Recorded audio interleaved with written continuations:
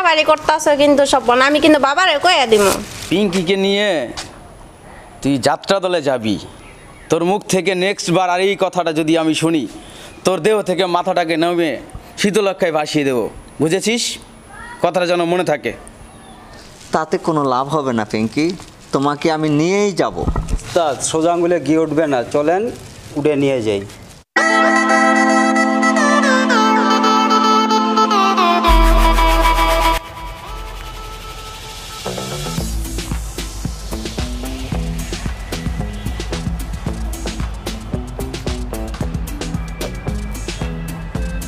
এই ছেলে, লেখাপড়া ছেড়ে দিলে কেন?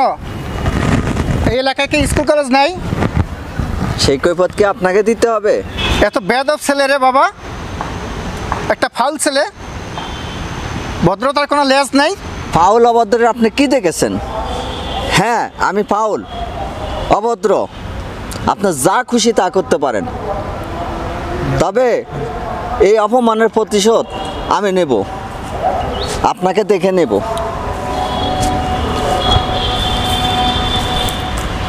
কি বেদবের বেদব, মানে আদব কথা বলতে কিছু নাই।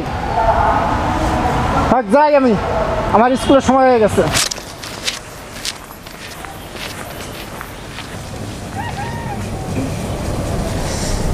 অপমান অপমান অপমান,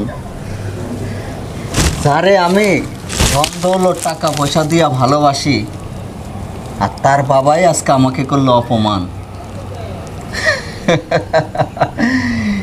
এটা কি সহ্য করা যায়?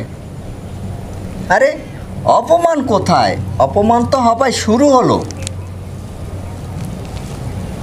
চল দোস্ত চাই।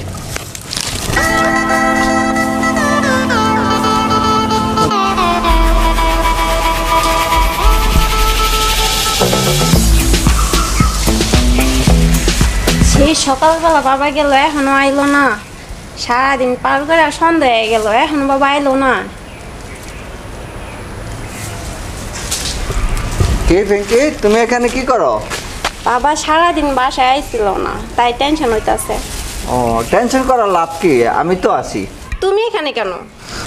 আমাদের পাশের বাড়িতে যাত্রা হচ্ছে, তা আমি ওখানে তোমাকে নিয়ে যাব, নাচবো গাইবো, একসাথে আনন্দ ফুর্তি করব। তুমি বাড়াবাড়ি করতেছো কিন্তু স্বপন, আমি কিন্তু বাবারে কইয়া দিব।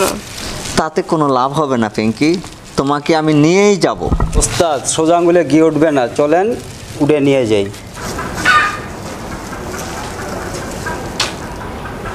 স্বপন ভাই, কাকে নিমন্ত্রণ করার জন্য এসেছেন এখানে? পিঙ্কিকে আনন্দ মেলায় আমন্ত্রণ জানাইতে আসছি, ও তো যাইতেই চায় না। পিঙ্কিকে নিয়ে তুই যাত্রা দলে যাবি, তোর মুখ থেকে নেক্সট বার আর এই কথাটা যদি আমি শুনি, তোর দেহ থেকে মাথাটাকে নামে শীতলক্ষায় ভাসিয়ে দেবো, বুঝেছিস? কথাটা যেন মনে থাকে। সে সাহস কখনোই হবে না রে সোলেমান। এই চল। পিঙ্কি, তাহলে চলো।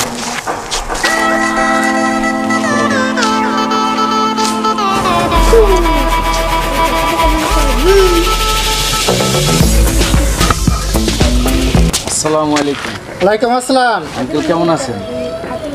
কে সালেমান? জি, আমি সালমান বলছিলাম। তাই এখন আছো কোথায় তুমি? আমি আছি এখন বর্তমান ঢাকাতে আছি, ছোট্ট একটা জব করতেছি এখন। ও, জব করতেছো ঢাকাতে? জি জি, দোয়া করবেন আমার জন্য। বাবা, আমি তোমার সাথে একটা কথা বলতে চাইছিলাম, জি। কিন্তু মনে কিছু যদি না করো তাহলে একটু বলতে পারি বাবা। কি মনে করবো আঙ্কেল, বলেন। আমি তো আপনার ছেলের সমান, বলেন, আপনার সমস্যা নেই। বাবা, আমার মেয়েটাকে তোমার হাতে তুলে দিতে চাই বাবা। না আঙ্কেল, এটা তো আকাশ কুসুম ব্যবধান হয়ে যায়। আমি একজন অসহায় গরিব, আমি এই রত্নকে কিভাবে আমার এই ভাঙ্গা ঘরে রাখবো আঙ্কেল, বলেন। যতই কষ্ট হোক, আমি ভাঙা ঘরটারে বেহেস্তের মতো করে নিয়ে থাকবো। অবুঝ হয় না পিঙ্কি, তুমি আমাকে বিয়ে করলে শুধুমাত্র আমাকেই পাবে।